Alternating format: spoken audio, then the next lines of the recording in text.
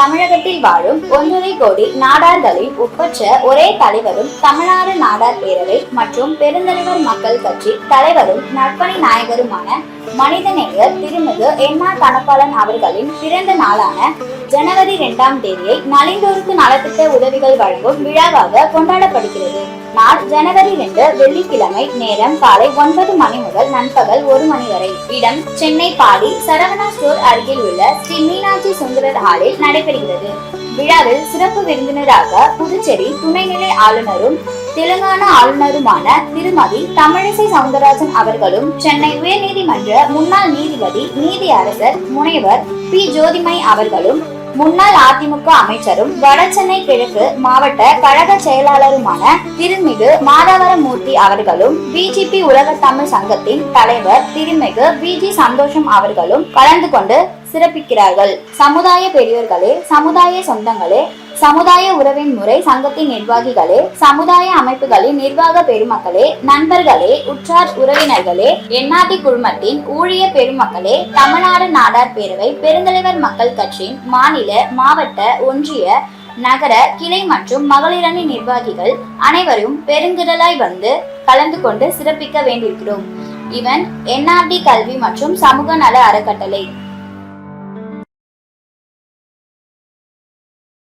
பார்த்ததுண்டா இந்த நாடு பார்த்ததுண்டா, நாடு பார்த்ததுண்டா இந்த நாடு பார்த்ததுண்டா.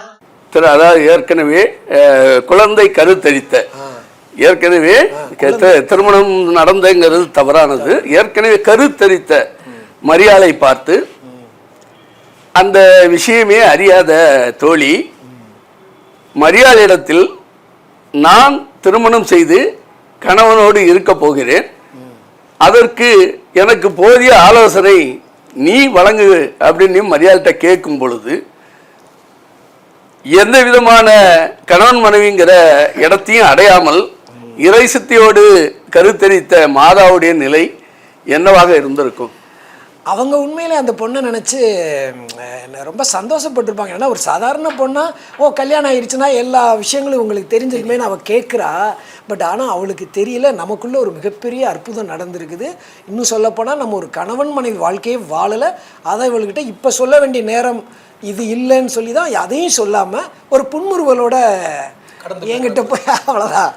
ஏன்னா வேறு என்ன சொல்ல முடியும், அதனால் அப்படி முடிச்சிருக்கோம். பட் அவள் கேட்குறதில்ல தவறு இல்லை சார். அவள் சாதாரணமாக கேட்குறா, உனக்கு கல்யாணம் ஆயிடுச்சு இல்லையா, சொல்லி எனக்கு எல்லாத்தையும் சொல்லிக் கொடுன்னு கேட்குறா. மேக்சிமம் இந்த கதையில் கதாபாத்திரங்கள் இயல்பாக இருக்கும், யாரும் மாற மாட்டாங்க. அந்த இறை சித்தம் உள்ள அந்த கதாபாத்திரம் மரியாள், இயேசு, யோசிப், இவங்க 3 பேருடைய பயணங்கள் மட்டும் பாதை மாறாமல் போகும். அவ்வளோதான், இயல்பாக இல்லாமல் கடவுளுடைய சித்தப்படி போகும். அதே போன்று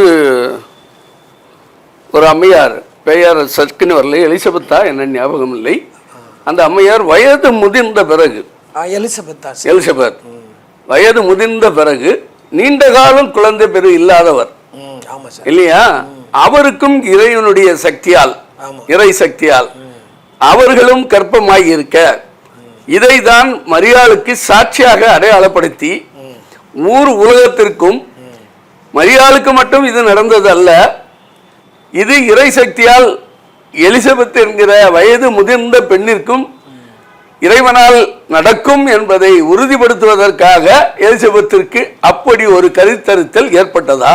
எக்ஸாக்ட்லி நீங்கள் சொன்னதுதான் சார். அதாவது மரியாள் கடவுளுடைய சித்தம், கடவுளால் ஆகாதது ஒன்றுமே இல்லை அப்படின்னு அவங்க நம்பணுங்கிறதுக்காகவே நீங்கள் சொன்ன எலிசபெத் சக்கரியா அவங்க ஒரு கப்பிள். அவங்களுக்கு ஆக்சுவலி சொல்லப்போனால் குழந்தையே பிறக்காதுன்ற மாதிரி அவங்க எப்படியும் அவங்களுக்கு ஒரு 50-60 வயசு இருந்திருக்கணும். அவங்க இனிமேல் நம்மளுக்கு எங்கே குழந்தை பிறக்க போகும்போது அவங்களே கன்சீவ் ஆகுறாங்கன்னு போது, அப்போ அவங்களும் என்ன சொல்கிறாங்கன்னா, கடவுளால் எல்லாம் முடியும், நீ உன்னுடைய கணவன் உன்னை தொடாமல் இருக்கும்போதே உனக்கு கடவுளுடைய அருளால் நீ கருத்தாங்கியிருக்க பாரு, நான் வயசாயும் கருத்தாங்கிரு, இதெல்லாம் கடவுளுடைய சித்தம்னு. அதுக்காக தான் மாதா தேடி போகிறாங்க, போய் பார்க்குறதுக்கும் போகிறாங்க. ஸோ நீங்கள் சொன்ன பாயிண்ட் தான். அதாவது என்னென்னா, மாதாவை உறுதிப்படுத்துவதற்கு கடவுள் செய்த ஒரு செயல் தான் அது. அது பொதுவாக ஒரு மனிதனுக்கு தன்னால் முடியும் என்கின்ற நிலை இருக்கின்ற பொழுது, அது இறைவனால் கொடுக்கப்பட்டதாக இருந்தாலும் கூட அவன் இறைவனால் கொடுக்கப்பட்டது என்று ஏற்றுக்கொள்ள மாட்டான். தன்னுடைய சக்தி முழுவதும் தன்னால் முடிந்தது என்று தான் நினைத்துக் கொள்வான். ஆனால் தன்னுடைய சக்திகள் அனைத்தும் ஒருவன் இழந்த பிறகு அவனுக்கு கிடைக்கின்ற அந்த பலமான உறுதியான அதைத்தான் இது இறைவன் கொடுத்தது என்று நம்புவான். அதைதான் இறைவன் எலிசபெத்தை தேர்ந்தெடுத்து வயது முதிர்ந்த ஒரு பெண், குழந்தை இல்லாத ஒரு பெண்ணிற்கு அந்த கருவை தரித்து இறைவனால் ஆகாதது எதுவும் இல்லை என்பதை உறுதிப்படுத்தியிருக்கிறார். அப்படிதான் நான் நினைக்கிறேன். நீங்க அதை என்ன நினைக்கிறீங்க? இல்லை இதுதான் நீங்கள் சொல்கிறது தான். என்னென்னா சில நேரங்களில் நம்மளோடு கடவுள் வந்து இப்படி தான் உடன்படிக்கை ஏற்படுத்துவார். நம்ம நம்பலைன்றதை விட அவர் நம்மளை வலுப்படுத்தணும்னா இப்படி சம்பவங்கள் தான் நடக்கும். அது ஒரு இளம்பெண்ணுக்கு கருத்தரிக்கிற மாதிரி ஒரு வயது முதிர்ந்த ஒரு ரமாவுக்கும் கருத்தரிக்க வைக்கிறார். ஆமாம், அது கடவுளுடைய சித்தங்கிற மாதிரி நீங்கள் எழுதியிருக்கீங்க. அப்புறம் இப்போ சார் சொன்ன மாதிரி மனிதர்கள் வந்து ஒரு கட்டம் வரதான், அதுக்கப்புறம் நம்ம ஒன்றுமே முடியலன்னா கடைசி ஆண்டவனேன்னு சாயிரம் இல்லையா? ஸோ அந்த நேரத்தை தான் வந்து இப்போ சார் சொல்கிறாங்க. அப்படி போகும்போது அவர் தன்னை வந்து உறுதிப்படுத்துகிறார். என்னால் எல்லாம் பண்ண முடியும். இப்போ ஒத்த பைசா ஒன்றும் இல்லையா, நாளைக்கே 100 கோடிக்கு ஒன்று அதிபராக ஆக்க முடியும் அப்படின்னு சொல்கிறது கடவுளால் மட்டும்தானே. அதனால சார் சொல்கிறாங்க. அதே மாதிரி சாதாரண பெண்களுக்கு இருக்கக்கூடிய ஆசைகள், இளைஞர்களுக்கு இருக்கக்கூடிய ஆசைகள் மரியாளுக்கும் யோசேப்புக்கும் இருக்கும்.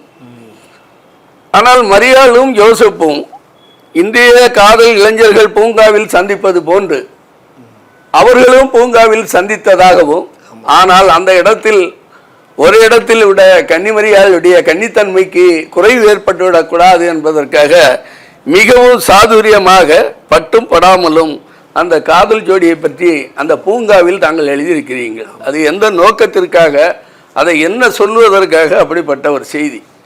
ஆக்சுவலி இந்த காட்சியை வந்து பீட்டர் அல்போன்ஸ் ஐயா அவங்க வந்து அழகாக சொல்லியிருப்பாங்க.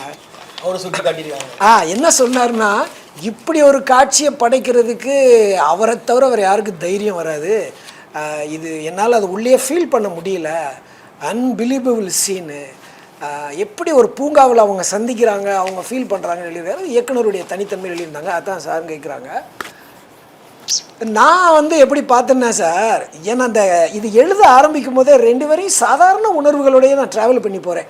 அப்போ என்ன பார்த்தீங்கன்னா, அந்த பார்க்குக்கு வந்து ஒரு இது கொடுப்பாரு, என்ன சொல்கிறதுனா ஒரு தங்க இது ஒன்று ஒரு பொருள் கொடுப்பார். கிஃப்ட் கொடுக்குறதுக்கு காதலியை பார்க்க வந்திருக்காரு சார். அவரை பொறுத்தளவில் காதலி, அவங்கள பொறுத்தளவில் வருங்கால கணவன். ஸோ 2 பேரும் சந்திக்கிறாங்கன்னு சொல்லி.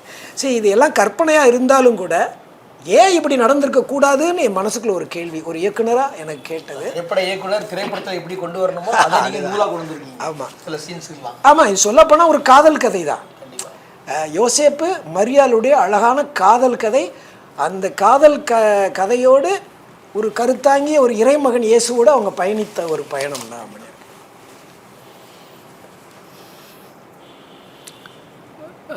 கிமு 10ஆம் நூற்றாண்டிலே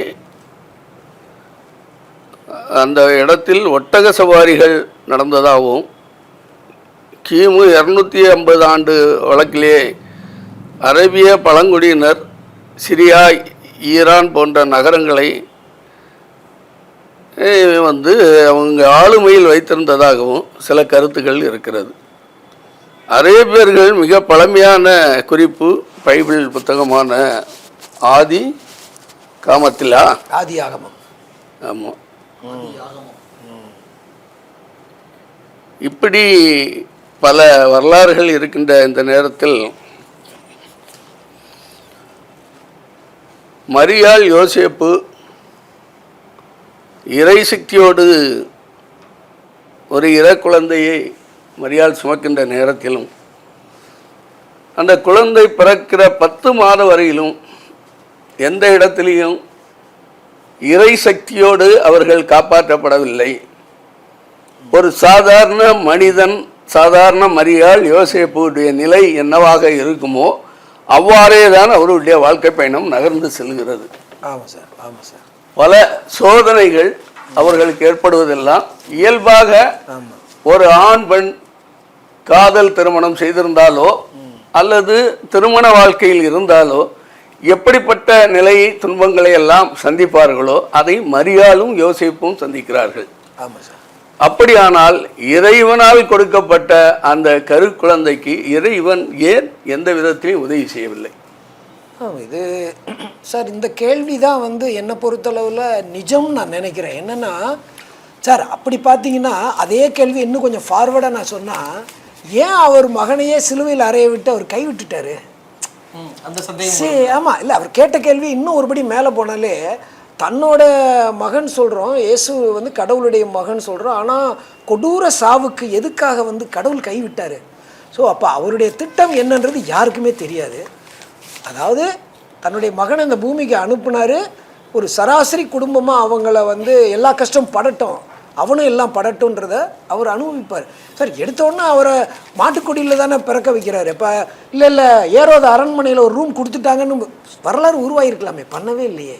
ஸோ அதனால் பொதுவாக கடவுளால் கொடுக்கப்பட்ட சக்திகளுக்கு ஒரு பெண்ணிடத்தில் ஒரு கருவை தரிக்க வைத்த இறைவன் அந்த குழந்தைக்கு வேண்டிய எந்த இடத்துலையும் அவருடைய உதவி கிடைச்சதாக இல்லை. இல்லை இல்லை மரியாள் குழந்தை பெற்று இயேசுக்கு 30 வயது வரைக்குமே எந்த இடத்துலையுமே அந்த குழந்தைக்கு இறைவனுடைய சக்தியோ இறைவனுடைய அருளோ இருந்ததாக தெரியல. இல்லை அதுக்கு பிறகுதான் அது என்ன வருதுங்கிறது நீங்க 30 வயதோடு எழுதி முடிச்சிட்டீங்க. அந்த சூழ்நிலையில இந்த மரியாளுடைய பயணம் எங்க கருத்தரிச்சு நிறை மாத கர்ப்பமாக வந்த பிறகு ஒரு 9 மாதம் 8 மாதம் நிறை மாத கர்ப்பமாக வரும் பொழுது அந்த நாட்டிலே இவர்கள் இருக்கக்கூடிய யோசேப்பு பிறந்த நாட்டில், யோசேப்பு பிறந்த ஊரிலே நகரத்திலே இப்பொழுது இங்கே எஸ்ஐஏ எப்படி சொல்லப்பட்டிருக்கிறதோ அதே போன்று அல்லது நம்முடைய ஆதார் கார்டு என்று கூட நம்ம வச்சுக்கலாம். அப்படி மக்கள் கணக்கெடுப்பு என்கிற மன்னன் அறிவிப்புக்கு அங்க போய் அவர்கள் 2 பேரும் பதிவு செய்ய வேண்டிய அவசியம் கட்டாயம் ஏற்பட்டிருக்கிற அந்த சூழலில் நிறை மாத கர்ப்பிணியை 30 நாள் பயணங்கள் எழுதியிருக்கிறீங்க. அதை படிக்க படிக்க கண்ணீர் வருகிறது. மிகவும் அதை படித்து விட்டு எல்லோரும் போற்றக்கூடிய மாதாவுக்கா அல்லது மரியாளுக்கா இத்தனை துன்பங்களை இறைவன் கொடுத்தான்? இத்தனை துன்பங்களை சுமந்து இந்த இயேசு என்கிற குழந்தையை மரியாள் பெற்றாளா?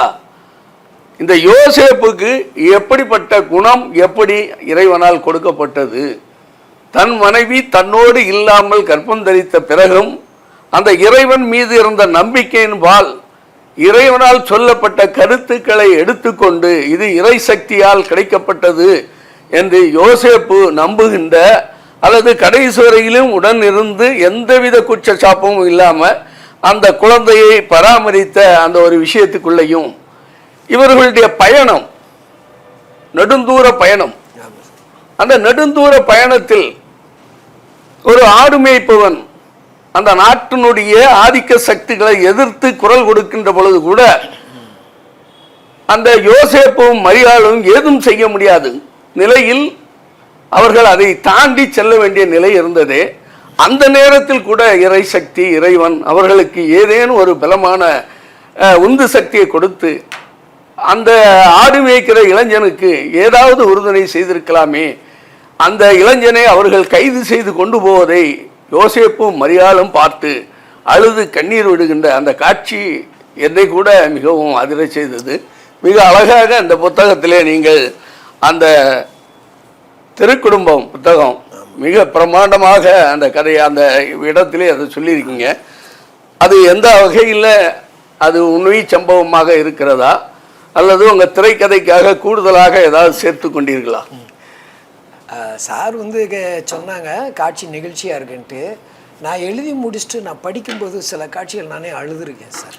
ஏன்னா மாதாவோட பயணம் ரொம்ப கொடூரமாக இருக்கும். இதில் அவங்க சொன்ன மாதிரி 30 நாள் பயணம் ரொம்ப கஷ்டமாக இருக்கும். அவங்க அந்த என்ன சொல்கிறதுனா எருசலேம் நகரம் தாண்டி தான் பெத்தேல் போவாங்க.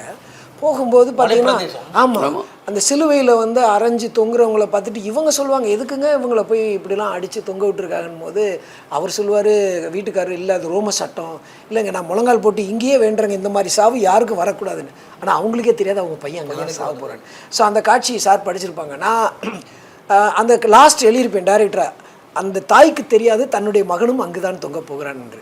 ஸோ எனக்கு அந்த மாதிரி ஒரு சில பயணங்களப்போ எனக்கே ஒரு நிகழ்ச்சி. ஆனால் எல்லாமே கற்பனை தான் சார்.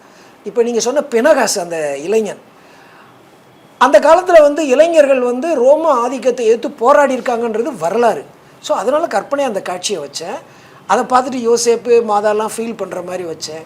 சார் இதில் வந்து பைபிளில் சொன்ன புனித லூக்காஸ், புனித மத்தேயு, இவங்க 2 பேரும் சொன்ன காட்சிகள் 7 காட்சிகளை வச்சுக்கிட்டு மீதி எல்லாமே என்னுடைய கற்பனை தான் சார்.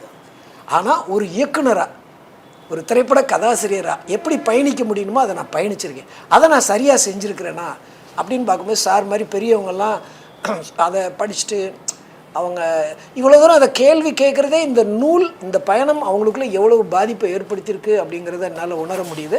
நான் தப்பு பண்ணாமல் எழுதியிருக்கேன்னா என்ன அப்படின்னா, கிறிஸ்துவ விசுவாசங்கிறதே கன்னிமரியால் இறுதி வரை கன்னியாக இருந்து இறந்தாங்க அப்படிங்கிறதான் வரலாறு அவங்க சொல்கிறாங்க. ஸோ நம்ம இப்படி சுவையாக கொண்டு போகிறோம்னு எங்கேயும் தவறு பண்ணிடக்கூடாது.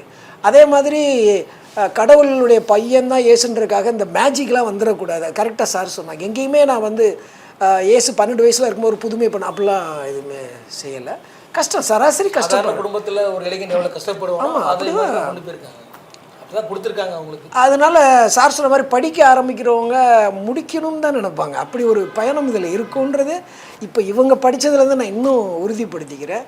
சார் முழுக்க முழுக்க கற்பனை தான். பினகாசுங்கிறவன் கற்பனை, ஆனால் ரொம்ப இன்ட்ரெஸ்டிங்காக வச்சுருப்பேன். அந்த நீர்க்குடுவையை கொடுப்பான், அம்மா நீங்கள் ரொம்ப டயர்டாக போகிறீங்கம்மா இந்த தண்ணி சாப்பிடுங்க அப்படின்ட்டு. அதில் ஒரு வசனம் இருக்கும், அது சாருக்கு எவ்வளோ பிடிச்சிச்சுன்னு தெரியல. ஆடுகள் போய்கிட்டு இருக்கோம், இந்த அம்மா கோவேரி கழுதியில் போகும்போது அவன் சொல்லுவான், அம்மா பிடிச்சிக்கங்க, கீழே ஆடுகள் போய்கிட்டு இருக்கும். பினகாசு சொல்லுவான், அம்மா கொஞ்சம் ஆடெல்லாம் வேகமாக போயிட்டுருக்கு, ஆடு எப்போவுமே இப்படித்தாம்மா செய்யுது என்பது. ஆமாம், மரணத்திலும் நம்மை அவகைதான் முந்துகின்றனன்னு சொல்லுவேன். ஆமாம், கண்டிப்பாக அந்த ஆடுகள் நம்மை விட சீக்கிரமாக போய் சேர்ந்து விடுகிறார்கள். அது எனக்கு ரொம்ப ஃபீல். அவர்கள் பலி கொடுக்கப்படுகிறார்கள் என்பதை நம்ம சூசகமா அந்த இடத்துல தாய் வேதனையோட சொல்லுவாங்க. மரியாதை அந்த ஆடுகள் பலி கொடுக்கப்படுகிறது என்பதை சூசகமா அழகா சொல்லுவாங்க. அது மாதிரி இது முழுக்க முழுக்க என்னுடைய உணர்வுபூர்வமாக ஒரு பயணிச்சு எழுதுனது தான். அது இவங்கள மாதிரி ஒரு படைப்பாளிகள் தெரிஞ்சுக்கிறவங்க படிக்கும்போது இன்னும் அதை வந்து அப்படியே என்ன சொல்கிறதுனா தெளிச்சு விடுற மாதிரி. இப்போ இதை பார்க்குறவங்களுக்கு தான் இந்த நூலை பற்றின விஷயங்கள் இப்போ சார். ஆமாம், இது பொதுவாக எல்லாருமே படிக்கலாம். ஏன்னா மாதா அப்படிங்கிறது எல்லாருக்கும் பிடித்தமான ஒரு விஷயம். இல்லை, மற்றவர்கள் எப்படி இருப்பார்களோ தெரியாது. பொதுவாக மாதா அப்படின்னு எடுத்துக்கிட்டிங்கன்னா எல்லா மதத்துக்காரர்களும் வணங்குகிறாங்க. கண்டிப்பாக. அதாவது நாங்கள் வேளாங்கண்ணி மாதா, சந்தன மாதா, கூடங்குளம் இப்படி இருக்கக்கூடிய இங்கே இருக்கக்கூடிய பெசன் நகரில் இருக்கக்கூடிய அன்னை வேளாங்கண்ணி மாதா, இதெல்லாம் நீங்கள் எடுத்துக்கிட்டிங்கன்னா எனக்கு தெரிந்து கிறிஸ்தவர்களை விட பிற மதத்தவர்கள் அதிகமாக வணங்குகிறார்கள். வணங்குகிறாங்க. ஏன்னா நான் இந்த பெசன் நகரில் அந்த மாதா உருவாகும் போதே நான் சென்னையில் இருக்கிறேன். அந்த முதல்ல ஒரு மாதாவுடைய சுரூபமும் ஒரு சிலுவையும் வைக்கப்பட்டிருந்து வெறும் ஓப்பனான ஒரு சின்ன இடத்தில் மட்டும்தான் முதல்ல வச்சாங்க. அதுக்கப்புறம் தான் வேளாங்கண்ணி மிகப்பெரிய ஆலயமாக இன்னைக்கு வந்து இருக்கு. நான் அது துவக்க காலத்திலேயே நான் அங்கே போயிருக்கேன். ஏன்னா அந்த எலிபெட் பீச்சுக்கு நாங்கள் போகிற வழக்கம். நான் இளமை பருவத்தில் இளைஞனாக இருக்கும்போது எலிபெட் பீச்சுக்கு போவேன். அந்த எலிபெட் பீச்சு பக்கத்தில் தான் இது உருவாச்சு. அதனால் ஆரம்ப காலத்திலேருந்தே பார்த்துருக்குறோம். பொதுவாக வேளாங்கண்ணியாக இருக்கட்டும், அங்கேயும் பார்த்தீங்கன்னா பிற மதம் என்று இல்லாமல் மாதாவை ஒரு அன்னையாக தான் எல்லாருமே பார்க்குறாங்க. கண்டிப்பாக. அதாவது எனக்கு தெரிந்து கிறிஸ்தவர்கள் கூட மற்ற மதங்களில் இருக்கக்கூடிய அந்த பெண் தெய்வங்களை கூட இந்த அளவுக்கு வேறு யாரும் பண்ணது கிடையாது, நேசிச்சதா தெரியல. ஆனால் இந்த இந்துக்கள், மற்ற மதத்தவர்கள், கிறிஸ்தவர்கள் அல்லாதவர்கள் ஏனோ தெரியவில்லை, இந்த மரியாதை மீது அவ்வளோ பெரிய ஈர்ப்பு, மாதாவை வணங்குவது அவ்வளோ பெரிய ஈர்ப்பு. அதுக்கு ஏன் சார் நான் என்ன நினைக்கிறேன்னா, சார்கிட்ட கேள்விக்கு நம்ம தமிழர்கள் பொதுவாகவே தமிழர்களாகட்டும் இந்துக்கள் சகோதரர்களாகட்டும் பெண் தெய்வத்துக்கு நம்ம ரொம்ப முக்கியத்துவம் கொடுக்குறோம். ஸோ மாதாவை அதனால் அவங்களுடைய தெய்வம் மாதிரி வணங்குறாங்க. ரொம்ப ஆச்சரியமான விஷயம்.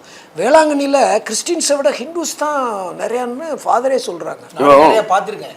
நான் போய் அந்த வேளாங்கண்ணி கோயிலுக்கு போயிருக்கும்போது அண்ணா சொன்ன மாதிரி மற்ற பெண்கள் வந்து அங்கே போகும்போது அங்கே இருக்கிற மெழுகுச்சி வாங்கிட்டு போகிறது, உப்பு மிளகு வாங்கிட்டு போகிறது, மாலையை வாங்கிட்டு போகிறது, போய் அவங்களுக்கு வந்து காணிக்கை செலுத்துறதெல்லாம் கண்கூட பார்த்து. இல்லை, பொதுவாகவே நம்முடைய இந்திய நாட்டுடைய கலாச்சார பண்பாடு என்பதே வந்து நம்ம பெண்களுக்கு தான் நதிகளாக இருக்கட்டும் தெய்வங்களாக இருக்கட்டும் முன்னுரிமை கொடுக்குறோம். ஆனால் மரியாதை எல்லா மதத்தவரும் வணங்குகின்றார்கள். ஆனால் எல்லா மதத்தவர்களும் மற்ற மதத்தில் இருக்கக்கூடிய அதே தாய் உள்ளம் கொண்ட பெண் தெய்வங்கள் மீனாட்சி, காமாட்சி, ராமாட்சி என்று இருக்கக்கூடிய அந்த இடத்தில் இதே மாற்று மதத்தை சார்ந்தவர்கள் வணங்குகிறார்களா என்றால் வணங்கவில்லை என்பது என்னுடைய குற்றச்சாட்டு. ஆனால் இந்த இந்துக்களாக இருக்கக்கூடிய அந்த தமிழர்களுக்கு மட்டும்தான் எல்லா தாயும் தாயாக தெரிகிறதா என்பதுதான் என்னுடைய கேள்வி.